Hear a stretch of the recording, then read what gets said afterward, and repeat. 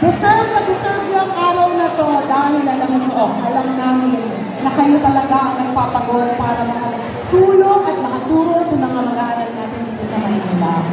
Alam nyo, nung kami nangangampanya ni Yorme, very consistent po na sinasabi namin na talagang sa administrasyon to, tututukan namin ang minimum basic needs at yan po kasama dyan na yung education. At alam ko na nung pagpasok namin dito, medyo mahirap man dahil maraming mga limitasyon. Pero ngayon, 3 months into public office, parang halos hindi nyo naramdaman ang galos na pinagdaanan ng ating syudad. Dahil ganun kagaling ang ating alkalde na si Yorme Isko Moreno Tumaloso. Pero bilang vice-alkalde niya, imamarites ko sa inyo ang mga naririnig ko mula sa kanya. Dahil alam ko, naririnig ko sa kanyang mga kinukwento na talagang prioridad niya ang mga guro, mga principal, at lahat ng mga tumutulong sa educational system ng ating lungsod. Kaya konting tulog na lang at tatangos na muli ang inyong mga ilong na kayo ay nagbibigay ng buhay niyo para tumulong sa mga kabataan dito sa Maynila. Narito ako para ipakilala ang isang alkalde na alam kong mahal na mahal ninyo. Pero, sa totoo lang, ang aming tambalan nag-umpisa nung kami bata pa. 23 years old pa lang po si Yorme, nakabuntot na po ako sa kanya. Dahil, noong mga panahon na siya tumatakbo bilang konsehal sa Tondo, ako naman po ay nagrepresenta sa aking ama. At doon ko po siya nakilala at nakita ang kanyang puso, na ang kanyang puso ay totoong tapat, ang kanyang puso ay tunay na nakikinig sa mga Manileño at siya ay matapang na talagang pinaglalaban tayo. Nag-aalisan lahat ng tao. Kaya, siya ay isang magaling na konsehal, isang magaling na vice-alkalde, at isang magaling na alkalde.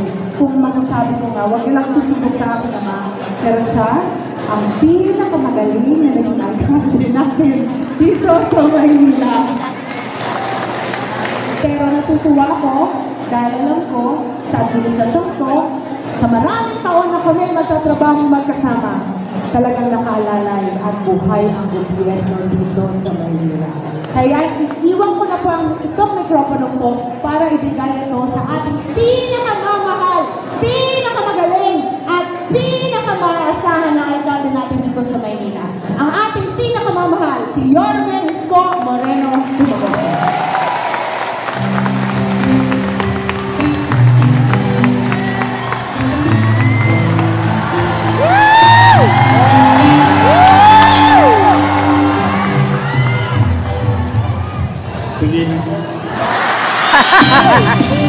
Magandang umaga sa inyong lahat. Palakpakan natin ang ating Vice Mayor Chief, at siyempre ang ating Superintendent Marisa Lumeda.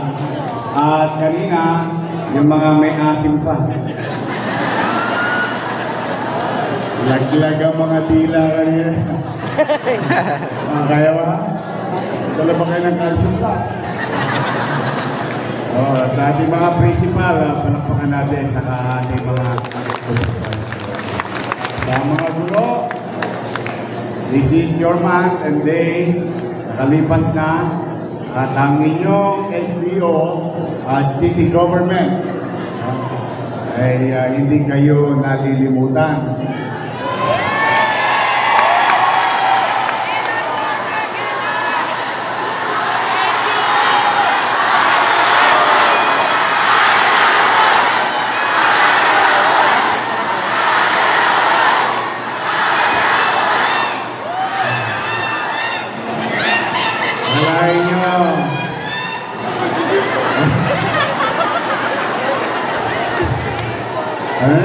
Abril, Mayo,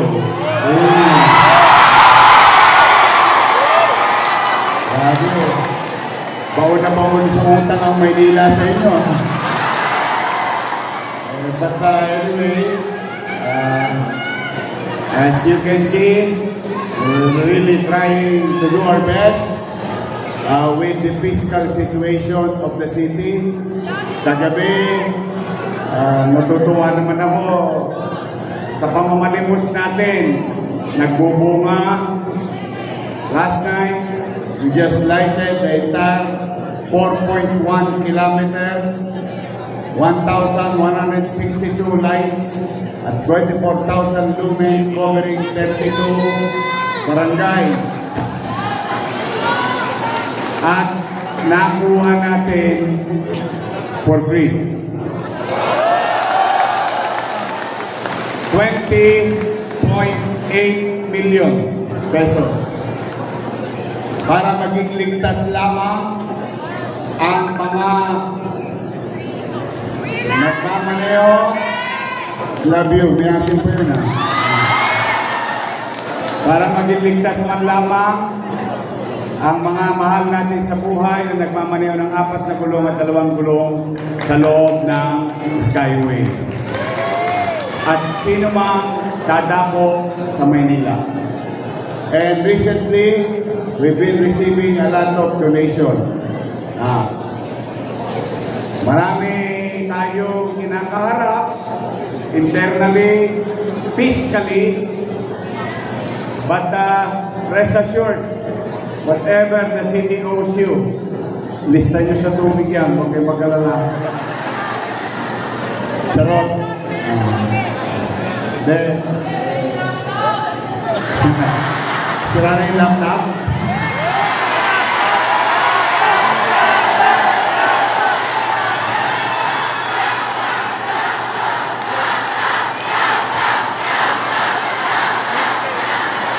Alam mo, sa totoo lang, with all honesty,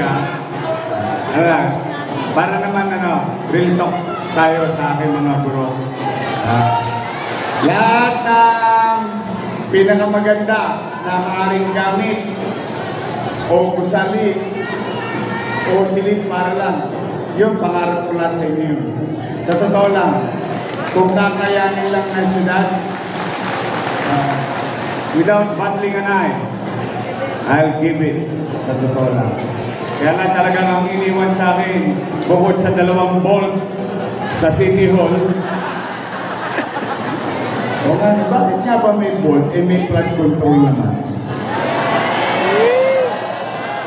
Oh, I just realized it now, ha? But with all the challenges na naiwan sa atin, kaya mag-alala, sanay ako nang wala. Nakaraos ako sa awa ng Diyos.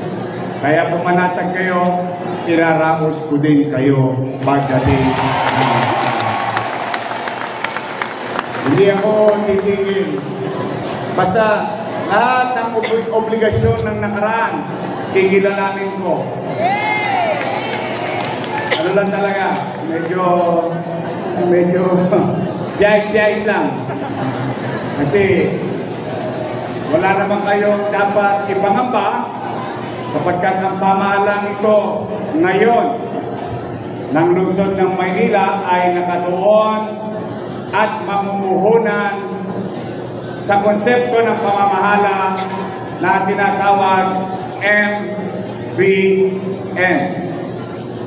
Minimum Basic Needs.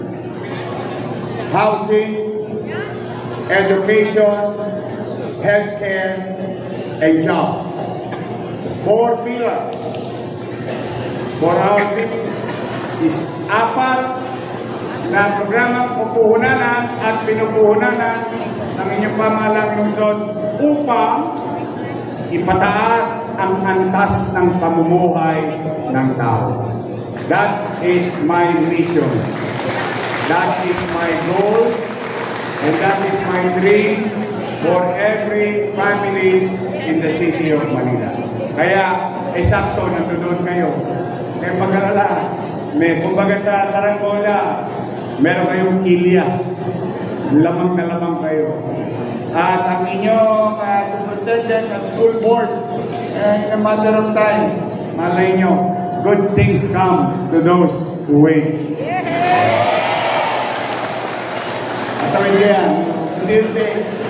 Kung kinakailangan, gumapang ako, makaraos lang tayo. We'll do our best. But for now, mga minamahal kong guro, Ma'am! Sir! I love you.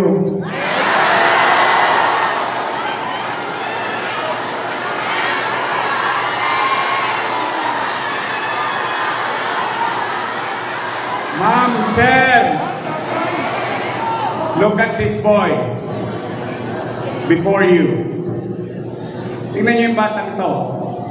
Nasa harapan ninyo ngayon. Produkto niyo to.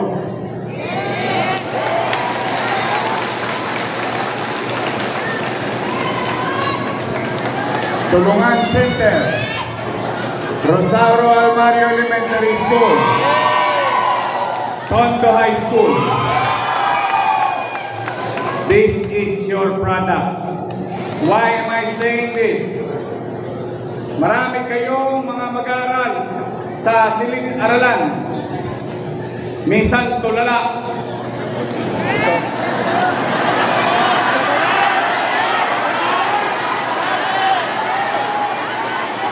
Kasi nagbibilang ng Tweety Bird. Dahil umiikot na ang paningin niya kasi hindi siya nag-almusal. Hindi siya nag-dinner. Pero pumasok siya sa classroom.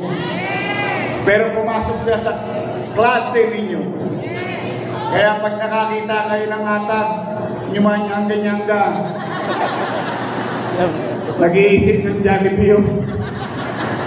So, my point is, who would know sino ang mag-aakala ng isa, dalawa, o ilan man sa estudyante ninyo na inyong ginabayan sa buong buhay na pag-aaral nila ay pwede maging mayor ng Maynila. So, it is not impossible. Kaya, ang pakisuyo ko lamang, mga nanay at tatay rin kayo, bukod sa kayo ay guro. Tiisin nyo lang ng konti ang kulit ng bata. Huwag kayong mag-give up. Remember the day that you have dreamed of becoming a teacher. I don't know when, but what is important, that day came true. You became, or kayo ay naging guro. Nakamit ninyo ang inyong pangarap na profesyon. At you know, your reason alone why you wanted to teach. Gusto kong ibalik ninyo at isa puso ninyo ang kahalagahan ng pagiging pangalawang ina, pangalawang ama ng inyong pag-aaral. Umaasa kami sa inyo. Maaaring kumisan salat kami sa pagmamahal sa loob ng aming tahanan bilang estudyante. Pero ang guro, ang teacher, pwedeng punan ang kakulangan ng isang magulang na mag-aaral.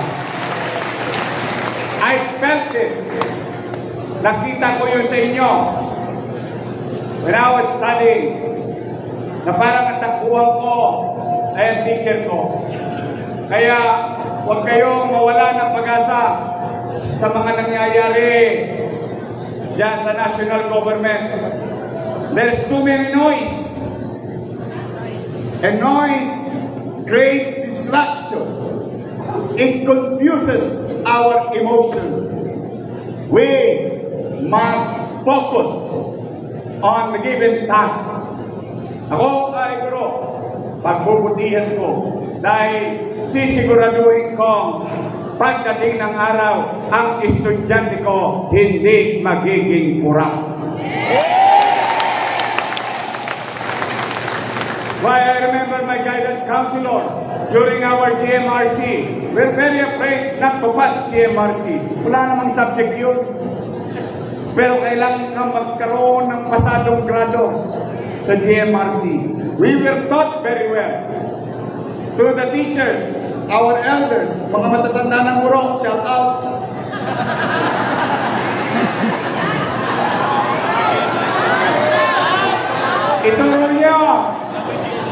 Ituro nyo, gabayan ninyo ang mga bago at magaganda at gwapo nating guro sa ngayon. Ano tayo noon? Primo, nung araw, pag ang teacher hawak ng chok, simulang tumalikod at tumarap sa pisara, tahimik na ang mag-aaral. Ngayon, kaharap na teacher,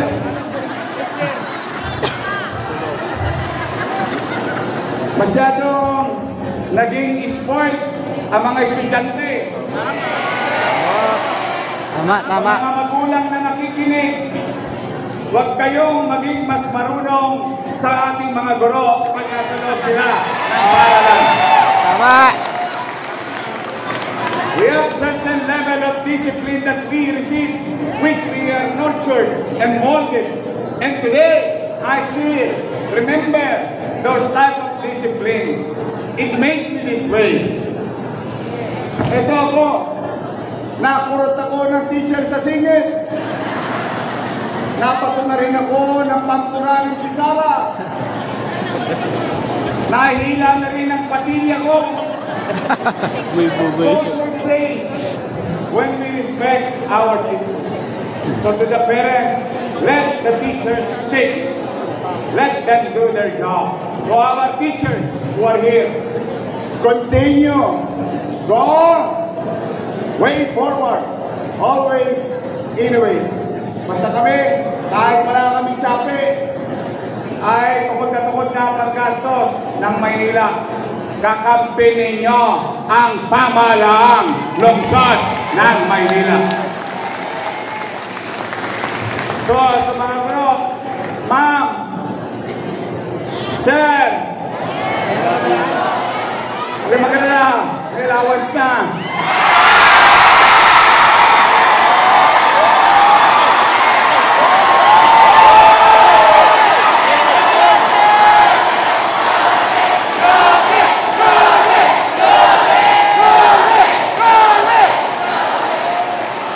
Huwag lang kayo masyado maganap, ha? Basta, itatawid ko. Ano lang? Yait-yait lang tayo. Pero, makakaraos din yan. But whatever I owe you, as your mayor and your city government, will be recognized. We will recognize. And we will fulfill that kind of obligation. So sa inyo lahat, Happy Teacher's Day!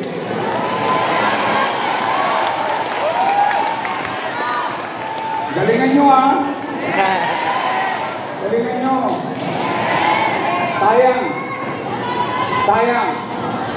Sayang. Umaasa kami mga mag-aaral sa inyo. So muli, now, it's your day, then I wish, and I will wish, that all of you here and your fellow 11,300 teachers and our non-teaching personnel in the city of Manila under SDO, I wish that God will always continue to guide and bless and keep you safe. So sa lahat ng ating mga guro at sa guro sa buong mundo. Magandang araw. Pagpalain nawa kayo ng kong may kapal. Manila! God first! God first. Thank you. Maraming salamat po, Honorable Francisco Isko Moreno Dumagoso, ang alkalde ng Maynila. Palakpakan natin, ladies and gentlemen.